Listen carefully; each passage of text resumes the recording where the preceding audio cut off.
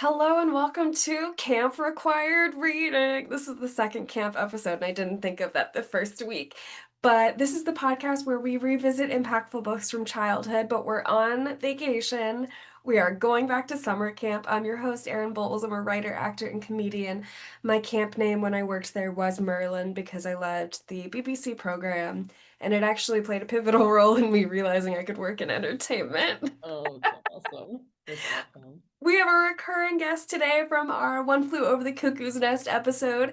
Chelsea Pope is an actor and comedian based in LA. She co hosts the podcast A Breath of Fresh Movie and is a former member of the Groundlings Sunday Company. Hello. Hello. Thanks for having me back. We were talking a little bit. We had just stop chatting, turn on the recording. There's You're like, this just is too too much. good. Too good. We're We are doing a Goosebumps book. I think it's like number 9, maybe number 12. Welcome to Camp Nightmare. And this book is about a kid who goes to summer camp, and it's just one thing after another. relentless torture, psychological warfare. And the zaniest twist ending I've ever Right. consumed. Yeah. So, what is your story with summer camp? What was that like for you? For summer, summer camps in general, so there were a couple different camps I went to. When I was in like late elementary, early middle school, I went to a summer camp. I think it was a couple summers in a row. I went with my sister and it was in Big Bear. And I felt like a very standard but slightly bougie camp because we weren't intense. We were in like a nice cabin and there were all these suggested like things to buy. And so Yeah. my mom was really zealous about that. And she took us to get like fishing rods and this and that. And we never used any of that shit. It was very like, I think there was some hiking, there was some cornhole playing, and it was a very mild camp. And then I went to band camp for a Hell couple yeah. different summers in Idlewild. I went to summers, also a bougie little camp, predominantly just playing music all day, not much by the way of camp activities. Because it was at the Idlewild Arts School for Oh, like nice. because it's also like a performing arts high school, like conservatory. And in the summer they do all these different camps, and I went to the band camp for 2 summers, and I remember that I got like a really huge discount because I played percussion, and they always were in need of percussionists because that camp was like $2,000. It was like a Wow. thousand a week. It was really insane. And there would be like a concert in the first weekend and then a concert on the second weekend. But it was a very expensive camp. Maybe it wasn't two. I know it was well over 1,000. Right. And they were always hurting for percussionists because in my mind I'm kind of thinking like, why would I pay $2,000 to like hit like 5 triangle notes? And like Oh no. if you're not talented enough to be like a gifted, because it's Yeah. kind of a niche thing to be like a gifted like keyboard marimba player or to be like an expert drummer. And then a lot of those people, they're either probably in bands or they're doing like drumline or they're doing like Right. summer competitions of that nature, so they wouldn't probably be at like an orchestra camp. Like it was a very niche thing, so I got to do that and discount. But anyway, I'm rambling. No. The camp parts of those things, like we were in woodland areas, but like I never took to sleeping in a tent. Like I think I did that once going camping with a friend on the beach, but I only did it because we were right next to her parents' RV Mm, or something. So I I was love kind of that. like With freak. I was reading this and I was just like, yeah. nope, nope. Never gonna be catch me on a bus in the middle of nowhere. Did you do any sleepaway camps or were they just day camps? They were both sleepaway camps. Wow. The one where we bought fishing rods for nothing was a sleepaway camp. And again, it was like my UCLA dorm actually was very similar to the sleeping quarters of that camp. Wow. It was not a nitty-gritty camp. Like we really only maybe like hiked, and it was just basic socialization stuff, I think. And then the band one, yeah, it was sleepaway, but again, we were sleeping in what were essentially like literal dorm rooms, Okay. or because it's like an arts Yeah. school during the school year. So as far as me actually like being, I've never pitched a tent. I have Mhm. no intention of ever doing that. That's just not how I'm built. I'm a strong sympathizer of Meredith from The Parent Trap. Like, never gonna catch me out there in the woods. So that's some of my camp lore, I think. Nice. Yeah, yeah. The mosquitoes love me too much. I gotta Yes, play hard to get. I can't be too available for the mosquitoes because they tear me up. I get that. Yeah. So much happens in this book in terms of like possible ghosts, abductions. Yes. We get into so much. And I was a Girl Scout for 12 years. We weren't like, I was in a couple different troops when I was younger, but I was in the same troop like 7th through 12th. And my mom ran that, and my mom has a disability. So we didn't do a ton of camping just because, like, if a road is not paved, it's difficult for her to walk on. But I did a summer camp every single summer. It was 2 weeks, and then wasn't enough funding, so it turned into 1 week. And there was always a one night sleepover, and the camp was attached to a church. So we were not camping in the graveyard, we were camping right next to it. Oh man. And the so much happens in this book, but to me, like the wildest part was they have a one night tent night, and they Yeah. did not set up their own tents. And I Yeah. was like, what is happening that Yeah. you are not setting up your own tent? Oh, there's so many things that happen throughout this book. It's Yes. like, I don't, this seems pretty Yes, that wild. was silly of me. I think a big part of what helped me be on board with, well, apart from the fact that I'm reading this and I'm like, this is a kid's book, Yeah, Chelsea.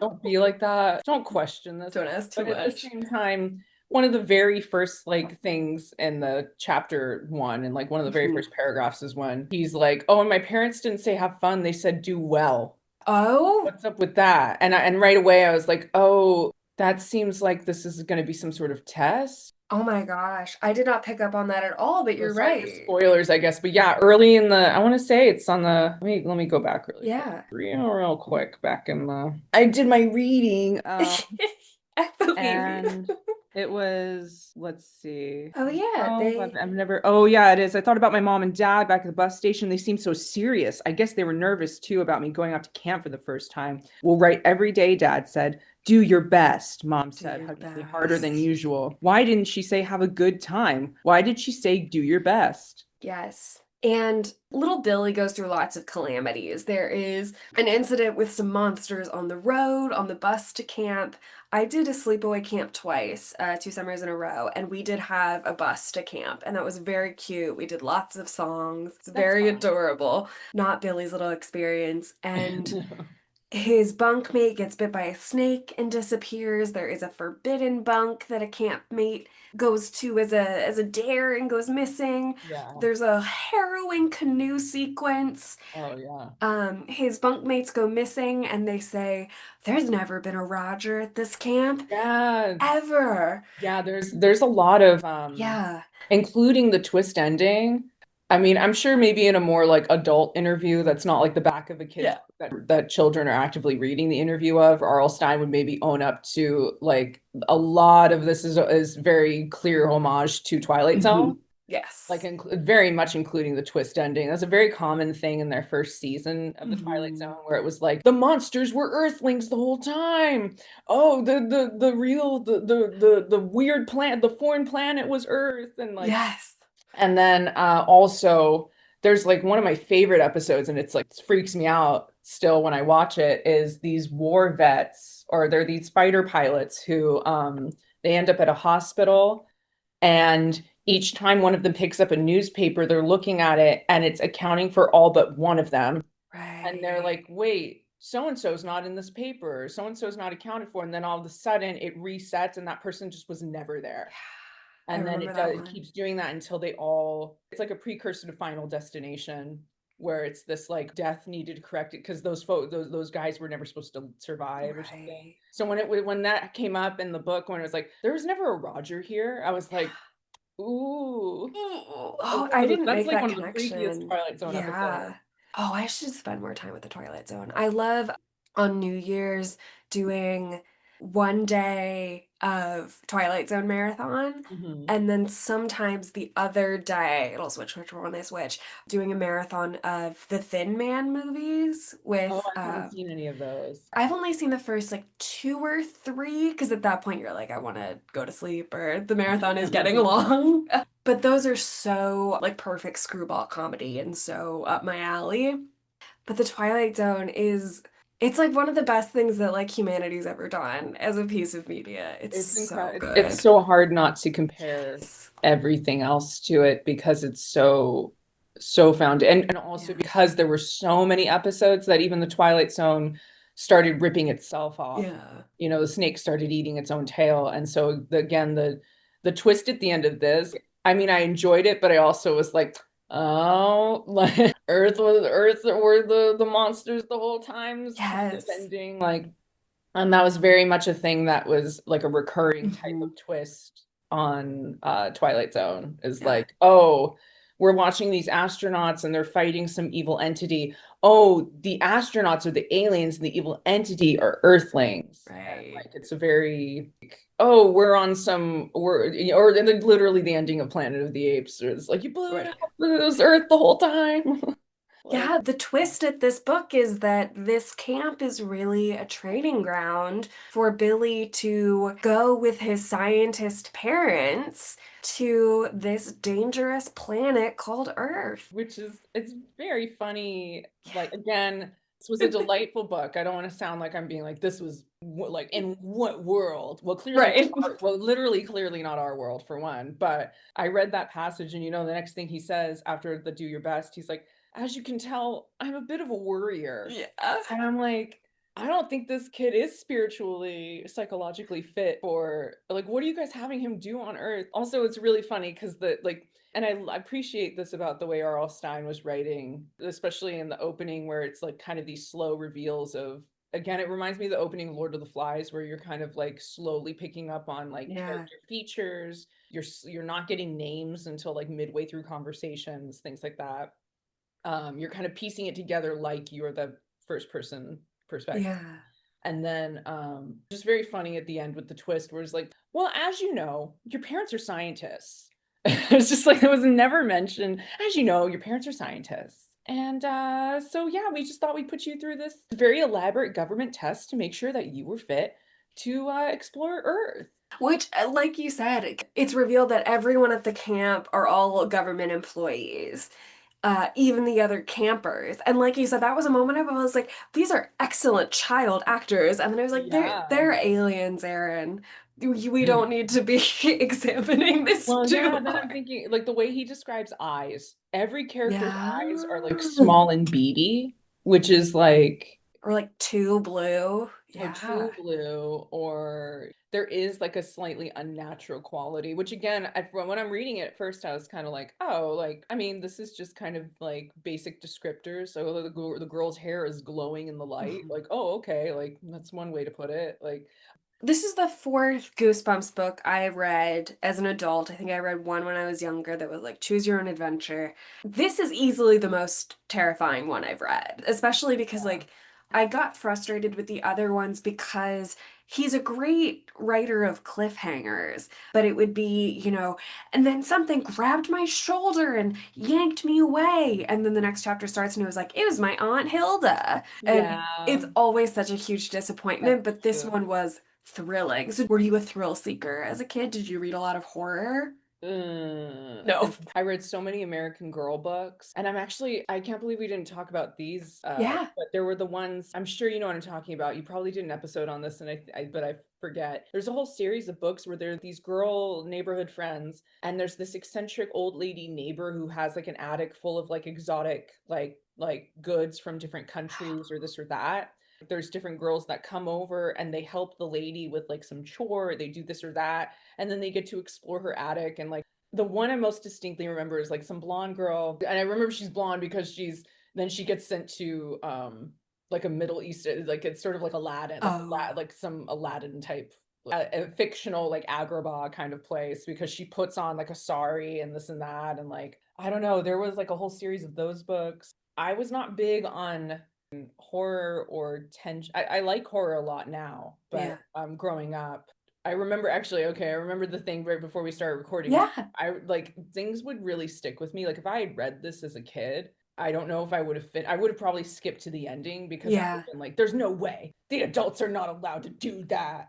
The adults are so bad. They're Yeah. so mean. That's not right. And then like that's very like like injustice like always like Mm. really got to me. I like there was that short story, which is probably actually one of the scariest things I've ever read, which is Summer in a Day. I think it's Ray Oh, I don't think I Bradbury, know isn't it. it? I don't remember, but I don't think I know. it takes place on Venus. It's these elementary school kids. I read it in, I think, like when I was fourth or fifth grade. And there are these kids in an elementary school on Venus or something. And it's always raining, it's always gloomy. But there's this one little girl who's like slightly older than the other kids in her class. And she says she remembers a day where it was sunny and that it's coming again because it comes in like 8 year cycles or something.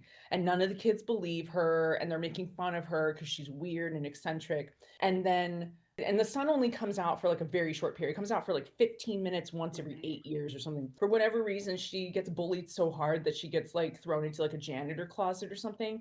And then the sun comes out and And they she doesn't all get to are, see and it? she doesn't get to see it Oh because these God. fucking kids. I remember crying in class because I was like, these kids are evil. I can't believe Wow. that. So I didn't read a lot of horror as a result because I had a very sensitive disposition Yeah. because I couldn't even handle this like short story where this little girl couldn't see the sun for 15 minutes and just Oh, I I just get that. yeah. Yeah. So even like even as I'm reading this and as an adult, I'm like, what kind of camp is this?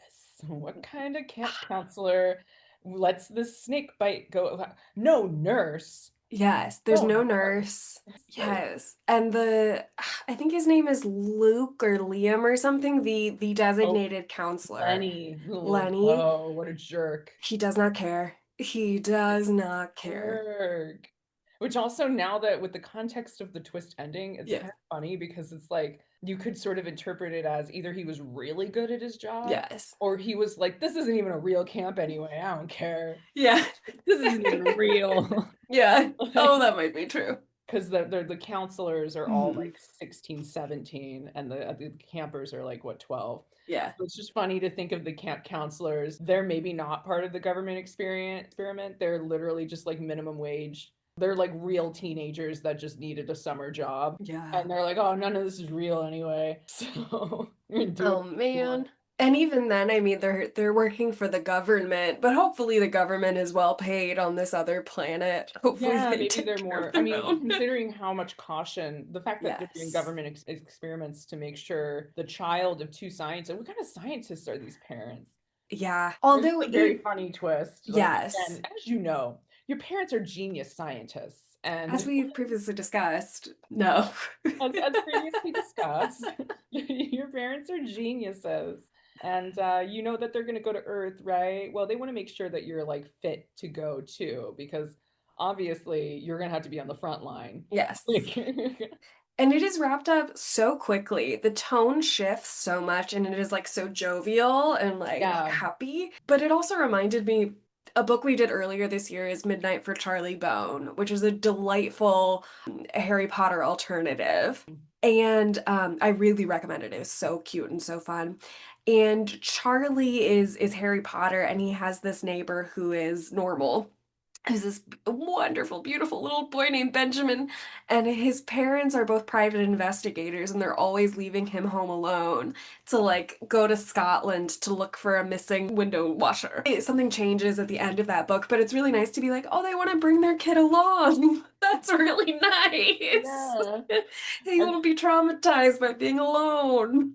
That's actually a really good point that you bring up because there was a part of me that's kind of thinking it was really funny. Like, well, as you know, your parents are these expert geniuses, so that means you got to strap up, kid. We're throwing you in too. And Yeah. your parents are scientists, and it's clearly genetic. So, Even though he's a little bit of a worrier. As soon as I saw that, I was like, oh, I get it. I get it, little Billy. yeah, Poor yeah, it guy. was very relatable stuff. I would worry too in a lot of these situations. They are going through rapids on that canoe. I loved canoeing and kayaking. That was probably my favorite part of camp. Yeah, But I loved being in that world. I loved the mess hall. For some reason, I love that. I love any kind of yeah. community space. Did you have any, like, because I've been doing the Goosebumps series on my own and I started reading the fourth book and I didn't get through it, but that has like a haunted house at the end of the road that reminded me of this. There's this forbidden bunk in the Yeah. camp where no one can go to. Right. Did you have anything in your childhood that was like that looming scary place? Yes, I would Yeah.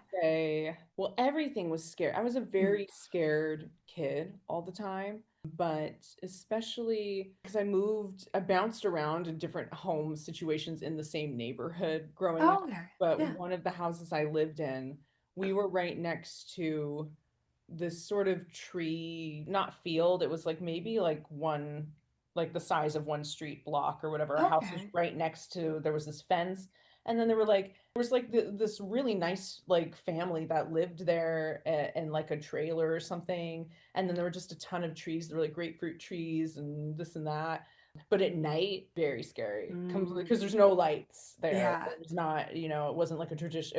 It looked like you were staring into the woods, even though just on the other side of that was like a major street. Mm. But it was like thick with like trees in between, and it looked like very scary at night, Yeah. you know. And I think it was only fenced on the side where like our house was, but like it was easy to get, like if we had wanted to screw around and like go in there, we could have.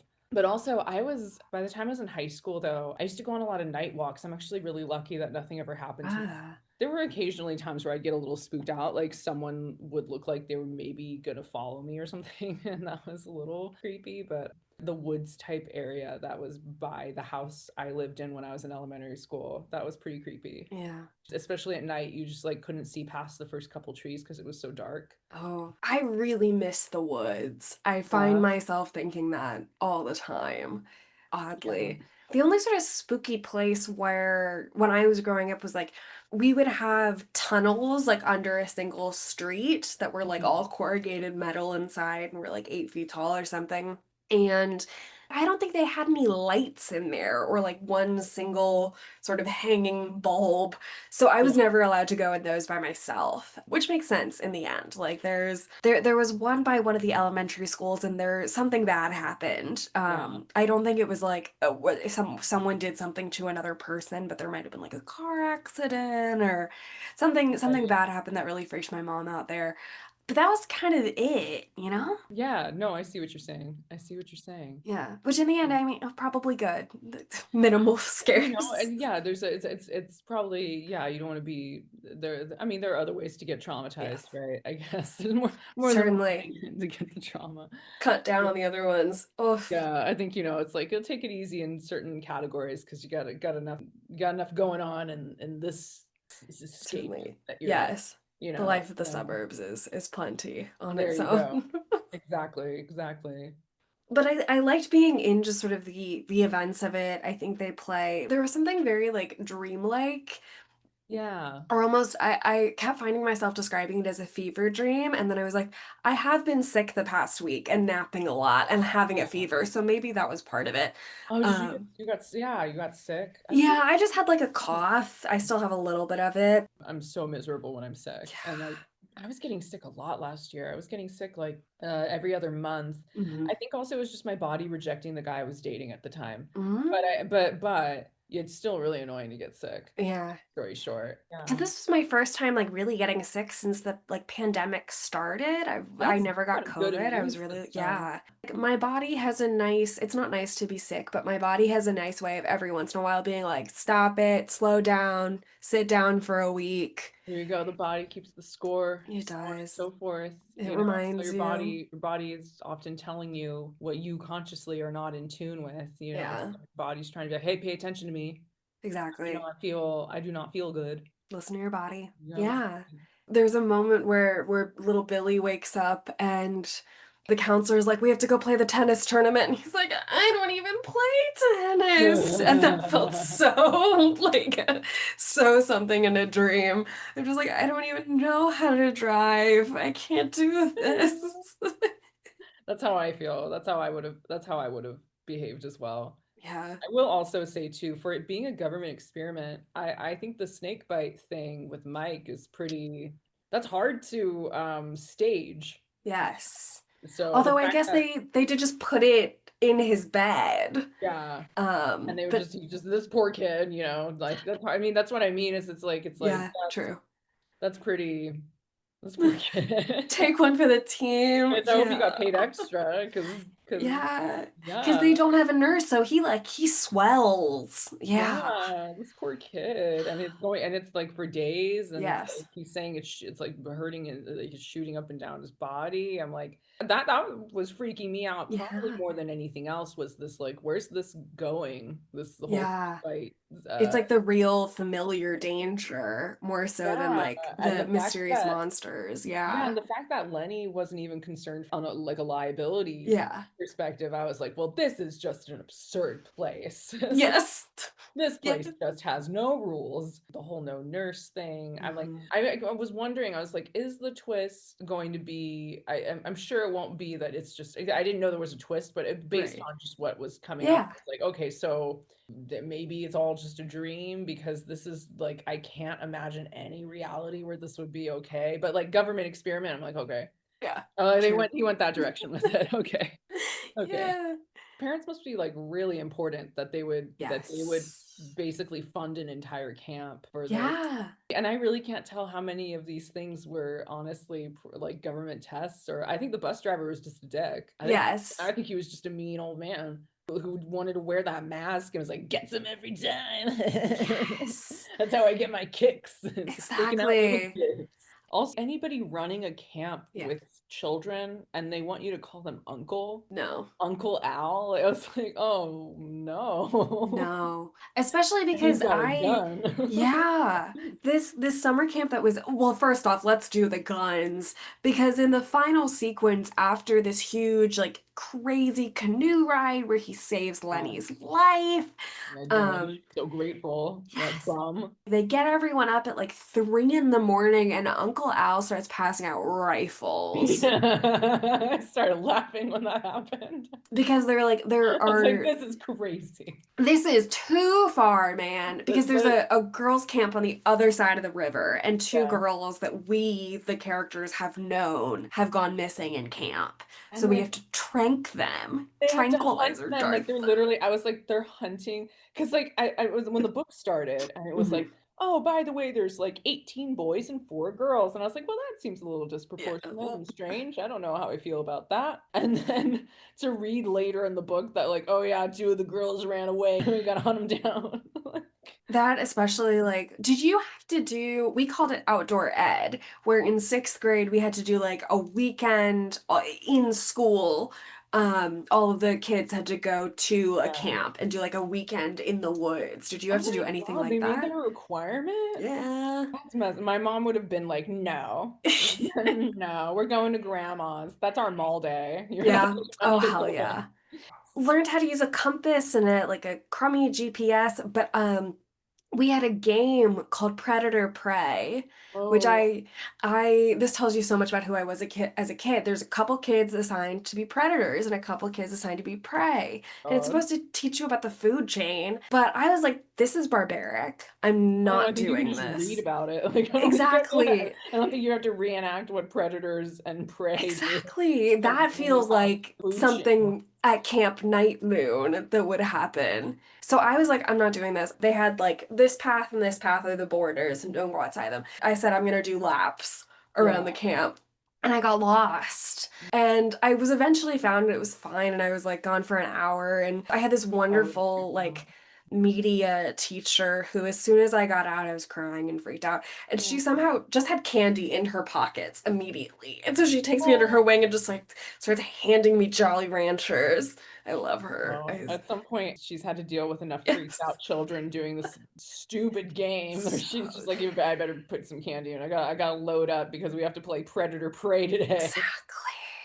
I played so many camp games and like the best camp games were the ones that like got into real danger. You know, that's the appeal of these books. But it was always like you're sitting in a circle and someone's gonna like die in the circle. Like we played like Mafia Mm, and it was like it's dipping your toe.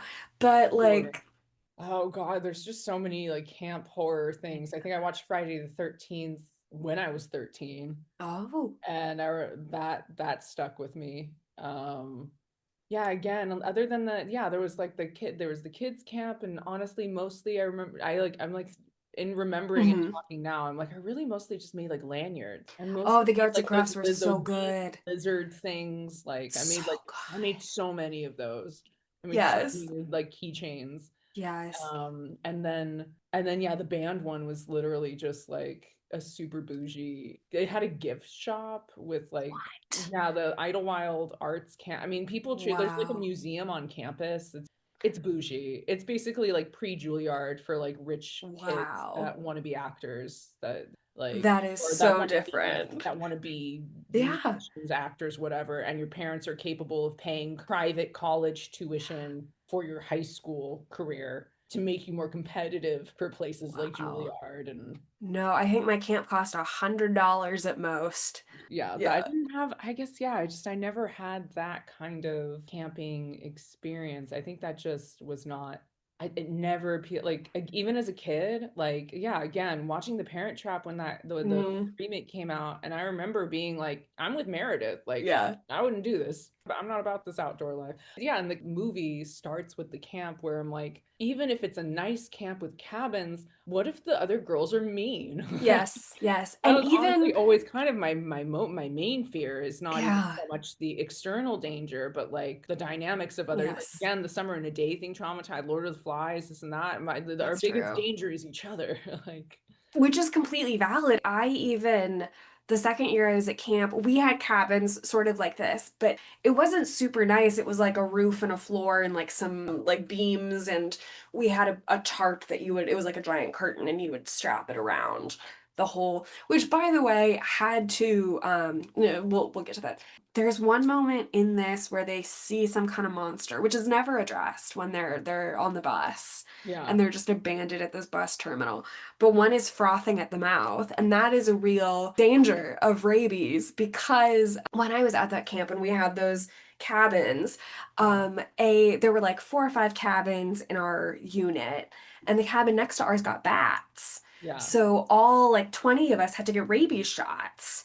And Wow. but Girl Scouts paid for all of it. They're super great. Well, that's And then good. they had to redo all of the camps in the area, so they had walls and screened windows. They're like, But oh, we've learned our lesson. we it's Good time. that you weren't part of the experimental early Yes. uh group of campers. Yes. Kudos on the Girl Scouts. Yeah. Yeah. Some people will say I'm brainwashed because I did do 12 years and then I worked for them twice, but that is a very, very good If it was organization. a very good organization, I don't fault you for No, it's I really remember I good. really wanted to Mhm. be a Girl Scout, my sister and I both. And Aw. we went to like one orientation and my mom like walked us out like halfway through and she's like, we're not paying for all that. Yeah. This is a pyramid scheme. Although there are scholarships. There is something called Share, which is share her annual I something guess with an my mom, R I and did, expenses. we clearly didn't stay for that portion of of the, I don't know if we would have qualified because I think Yeah, the other thing too is like my mom was a single mom, but like you're right. she did make pretty good money and our upbringing, at least our childhood, things started falling apart in my adolescent years, but my Hmm. childhood was we were very materially spoiled children, my sister and I. So I Yeah. think, I don't know if we would have qualified for the scholarship, but yeah, I But it remember I sounds was like like, it I also want was not your jam, which is okay. yeah, Maybe spared some. maybe. Yeah, camping was not, yeah, that stuff I think would have all freaked me out too much anyway. So it Hmm. probably, I don't know. I don't know if we go into the childhood stuff enough. It's like my mom Yeah. did try to socially integrate. Hmm. And my sister was more, she was more involved in it. She did like the softball, the community softball leagues and stuff like Hmm. that. But me, I was just always, I kind of didn't, none of it really was like clicking with it. I just wanted to sit at home and read. And it worked out. Yeah, look at me now. Here you are in a reading podcast all these Yeah, years later. reading Goosebumps. Literally, I haven't even changed grade levels of reading material. Well, we did One Flew Over the Cuckoo's Nest. We Oh did yeah, One yeah, Flew Over the Cuckoo's yeah, Nest. yeah. That's valid, which is a nice little, this is a nice little refresher. Nice, nice little Versus- palate cleanser. It's just children being tortured in a facility instead of. Yes. Which this guy pulling out rifles, I worked for my camp. I die for my camp. I loved it so much. Yeah, But the woman who ran it, I love her to bits. She is frightening in just how like she will not take crap. She is yeah. so just forthright and I love her and was definitely a huge formative influence on me. I'm glad you had a good experience with that. I Being part. did. Yeah, that camp that's where I met my best friend. That camp, I'll sing its praises till the day Aw. I die. See, It was that's like so that's cute. the goal. It's like I'd say it's like Yes. you succeeded at camp by actually making like lifelong friends and this Yeah. and that. Like that didn't click for me. I yeah, I also went to like a winter symphony Hmm. camp as well. At one point, and a lot of this was driven by like there was just a lot of family trauma that I was going through Right. at the time. So music teachers and my grandmother and stuff, they were really pushing me to like lean into music and Right. piano and percussion at the time. And I was honestly like really struggling with dissociation. And like I had a Right. really hard time like even practicing the music or sitting down or focusing. Like I couldn't, but they kept being like, well, just send her to camp, send her to these kids, like keep her occupied. Yeah. And all the kids could pick up on me having like these weird Hmm. like hang-ups because I was like already like not coping well with like what was Right. happening at home. But then like yeah, I went to this winter camp and I just remember it was a combination of like the girls weren't mean, but they were Hmm. not like It's just not right. okay. Like it was very clearly very clicky. And I Hmm. even at that point I could feel there being quite the socioeconomic gap between myself and the majority of the other Right. campers there. And then I was just cold. And I was Yeah. like, you know what? I don't want to be cold anymore. That's And valid. I made up like kind of a serious emergency. I remember I called my mom crying because I was like, I don't want to do this anymore. Yeah. My mom was like, I will drive there right now and pick you up. My mom, she had her issues, Yeah. but she would be cool about certain things. And I just was like, I don't want to be here anymore. I don't like the food. The girls are mean and I'm cold. And then she just Yeah. like drove over and picked me up and just made up. She was just like, just make up some excuse. Hell yeah. That's so nice. I will tell you one excuse a girl gave me. It was like my last year of camp working there, and it was the last day. There were legitimately 2 hours left in the camp. But a girl was like, I need my mom to come pick me up because I don't have my hairbrush, and this is the end of the world. And also, I ate Nutella, and I am allergic to nuts, and Oh I yeah. purposefully ate it. We're like, great, but Oh, it's oh, oh, okay. there you go. But it's a and so like I've been EpiPen trained since I was really little, which is something I Yeah, love about the Girl Scouts. that's But really good. so I was like, okay, I know how to do this. Give me your EpiPen. Just she's like, no, it's fine. I just need my mom. So I was like, what Sounds on like earth? sounds like she was pretty she fit the bill for being a Girl Scout. She's pretty resourceful on A like, hundred oh, I don't percent. want to be here anymore. So I need a physical fallout plan and also and also because I'm a Girl Scout, I'm gonna tell the truth. Yes. And I like there's like a transparency of like there's an efficiency to her like bailing. She was Yes. just like, I don't want to be here anymore because I don't have my hairbrush. And also I had a feeling and also because I could that probably wasn't gonna be a good enough excuse. I went ahead and ate some nuts that I'm Yes. allergic to. On purpose. Just to really I'm like, she sounds like a textbook Girl Scout to me. That's pretty I never thought about she it that way. picked up on the principles pretty well. She was like, I'm gonna tell the truth. She chopped down the cherry tree and she told the authorities right away, kind of She attitude. did. Damn. And then Her like daughter. a few years later she showed up at my high school because she was a couple years younger and it was a local thing. And I was always just like, "What that they don't know." But Yeah, I no, know. she's a crafty little one. Watch out. Watch out. She was Diabolical. very transparent, is what it sounds like. She's just like, if I don't want to be here, I'm not gonna be I'm here. going. Yeah. And I respect that. Damn It's girl. very like that top model clip where that girl's like, I can't do this anymore. I just like I don't want to be here anymore. I just like can't take the pressure of it. And they're like, but don't you think she just like stomps away? Yes, I'm done. That's Like, I you just gotta don't want to know be here anymore. Like yourself. I can't take it. I really did enjoy. So again, I didn't really read R.L. Stein books, but Hmm. I think I read maybe one, and it Right. wasn't really for me. Because my attitude on the Goosebumps books was always kind of like, oh, the covers look really scary. Yeah. But then I think I only read one. And it was this one where it's like the kids put pumpkins on their heads and then they can't get them off Oh. or something. Like they can't get them off, but then they eventually do. And Yeah. so I kind of chalked it up to being like, well, sounds like it's a lot of needless A lot of stress. hoopla for nothing. A lot of hoopla for like, oh, everything's fine, which like it better be because they're children. That's kind of the attitude I go with. It Absolutely. better be okay. And then so I think I read like one Goosebump book, but I really liked in this one, I really liked the Q&A. He seemed very Mhm. cheeky. Yes.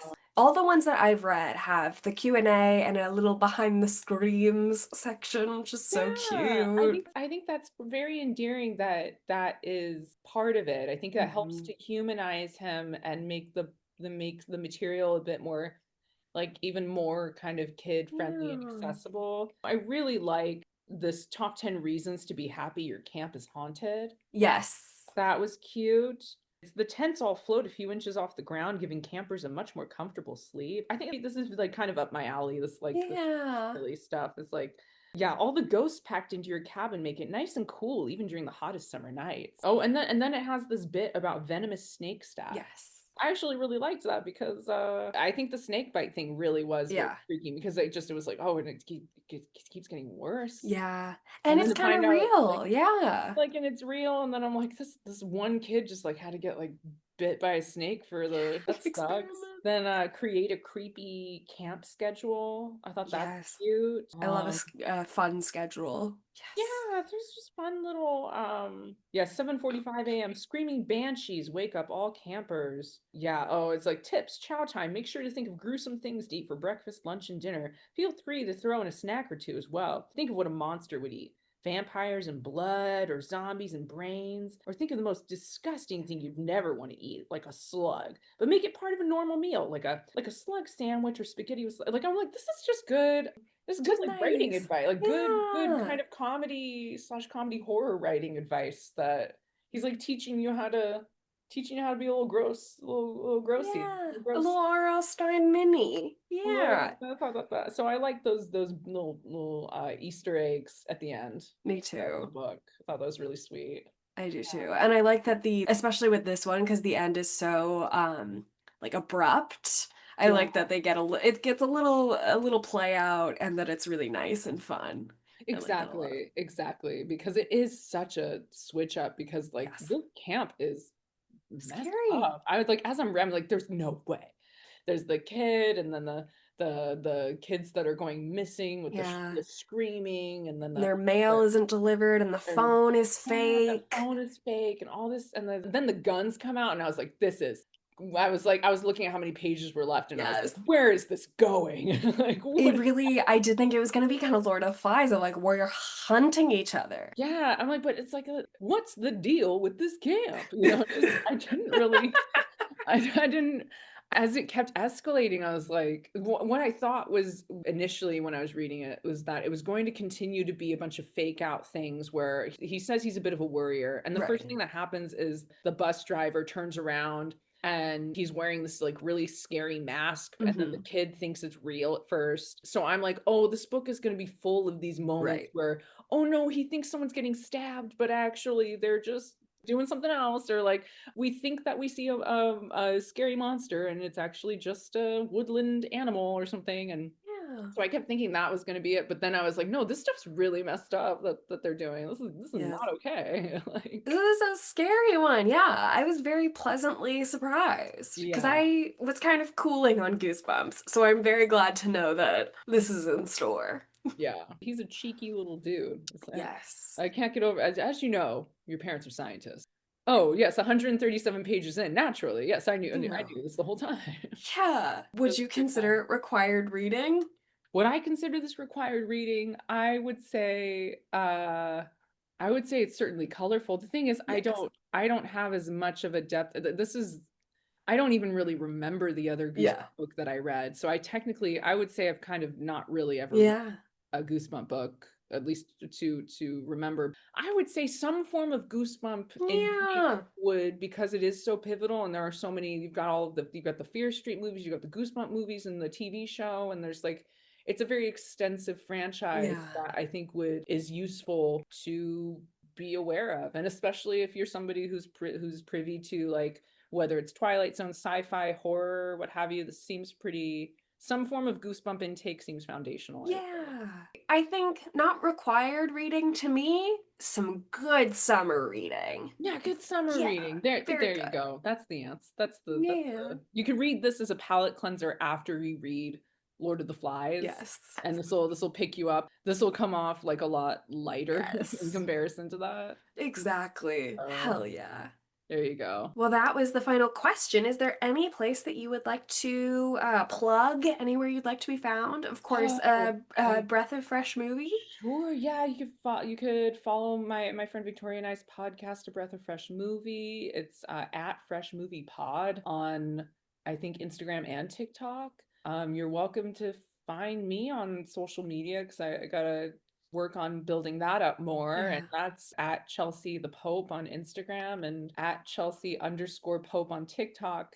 I technically also have the handle Chelsea the Pope on TikTok, but for whatever reason, I got logged out and never could, I never was Oh allowed to no. log back in. It's actually funny because, like, when I first started making TikToks, I would just get really stoned and make like stupid. So, like, that, if you go to Chelsea the Pope TikTok, those videos are just me being like really high in my apartment with my cat. And then also, I only followed one person before I got logged out. And then that person apparently has been canceled like multiple times. So Oh it's my kind of gosh. embarrassing. Like I'm following like this one person. Like I come off like I'm a super fan of this one Oh TikToker my that like gosh. is that I'm like, it was a different time in 2019, you guys, I swear to God. Really, And I truly. can't log back in and I Well, you made the statement here. Now we know. It's on the thank you. record. As I You really wanted to disavow that absolve one. myself of that one, that just the embarrassing, like if you do any digging of me on TikTok and you see that I have the second account where I'm like probably drunk and high in every video, and I'm following the only JS, which is like a user that again has been canceled like multiple times apparently. It was a different time, you guys, I swear. It's a different So time. there you go. There you go. That's my plug. Well, I'll turn off the recording. Thank you so much.